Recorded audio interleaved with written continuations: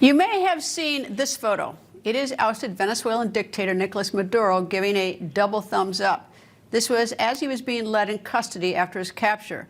Maduro was standing next to the head of the Drug Enforcement Administration, Terry Cole. DEA Administrator Terry Cole joins me. Nice to talk to you, sir. Hey, Greta. Happy New Year. It's good to see you. Thanks for having us. Thank you, and thanks for your great work. So tell me, I take it do you speak Spanish? I do. Yes, ma'am. I was in Colombia for 4.5 years. I was fortunate enough to be there when we were rebuilding the Colombian National Police and dealing with some of the issues in Venezuela during the early 2000s as well. So were you able to have a conversation with Maduro, or did you have a conversation with him at all? I did not. I just welcomed him to the United States, told him that I was the director of the Drug Enforcement Administration, and that was basically it. For me, it was all about business. I was looking into the eyes of evil. I was looking into a foreign dictator that deals with foreign terrorists to send poison to the United States. This is all about business. This is all about protecting Americans. This is all about defending our national security and standing up for what's right. Did he acknowledge you in any way, or did he just listen to you when you told him that? He was surprised that the director of the Drug Enforcement Administration was standing there. But I was standing there for the 12,000 DEA employees that have a single mission. And that mission is to protect the United States, save American lives, and hold people accountable, hold terrorists accountable that are sending this poison to the United States. Okay, now let's go back to Friday night, 10:46. President Trump gives the go-ahead. When did you first learn, or were you like part of all the planning? Tell me how the DEA works on this. Yeah, so the DEA has been supporting our federal partners. We are deeply embedded with the Department of War in all aspects to defend our country, to bring these foreign terrorists to the United States to stand trial for their atrocities. We have been involved from the start, and we continue to support all the efforts of the Department of War, the IC community, and all our federal law enforcement partners. But it was the great work of the men and women of the DEA that started this case years ago. This regime has been sending this poison to the United States, been working with the foreign designated terrorist FARC, been working with the foreign designated terrorist ELN, along with the TDA, the Cartel de Soles, and let's remember, working hand in hand with the Sinaloa cartel, with CJNG, with the Zetas, to send this poison into the United States for the sole purpose to kill Americans.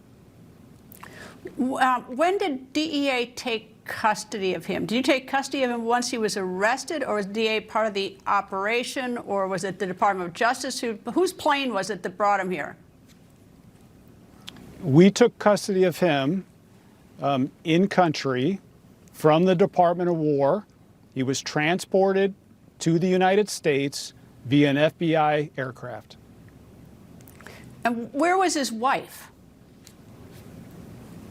Well, it's interesting you should ask that. She was with him, and according to the agents that were there, he did not ask once about his wife. The entire ride there. During processing, he didn't ask any questions about the whereabouts of his wife. When is the last time he likely saw her, though? I mean, if they were on the same plane, would they have seen each other on the same plane? They were sitting in close proximity when I walked up the steps and walked towards the back of the aircraft.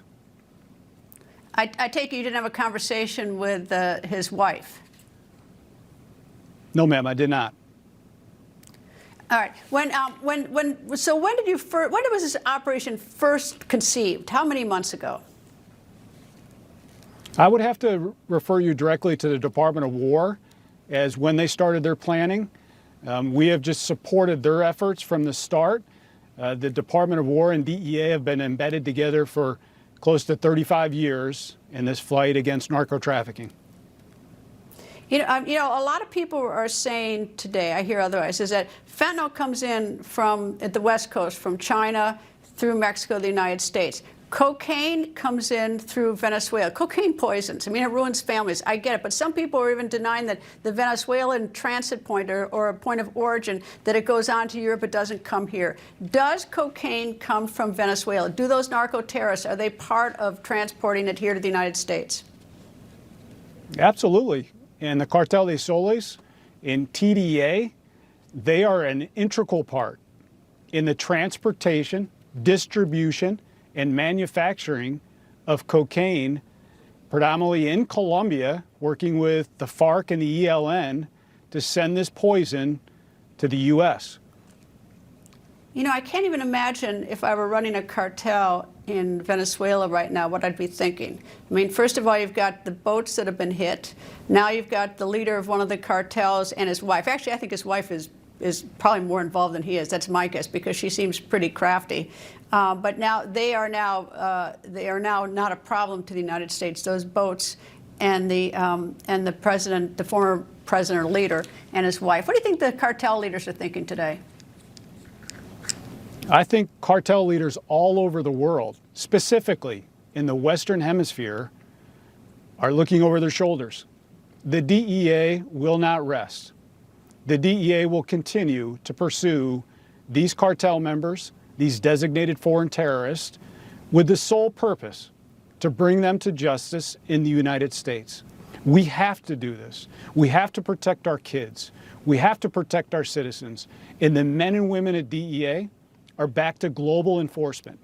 Global enforcement with our foreign counterparts that have been a staple mark of DEA for 40 plus years. The foreign counterparts still want to work with DEA. They want peace and prosperity in their country just like we do here. They want to save their citizens just like we do here. There is a select group of foreign terrorists that rule those countries that need to be dealt with. In the DEA, the Department of War, the State Department, all our federal partners are laser focused on supporting President Trump, the Attorney General, to accomplish this. We have to do this. This is a war we cannot lose. Well, the execution of this was flawless. No Americans were hurt, and you got your prey. So congratulations to the DA and other law enforcement. DEA Administrator Terry Cole, thank you, sir. Thank you, Greta. Venezuela's neighbor is on high alert. That neighbor is the Republic of Trinidad and Tobago. The Twin Island nation is the southernmost island country in the Caribbean. It's about 6.5 miles off the coast of Venezuela.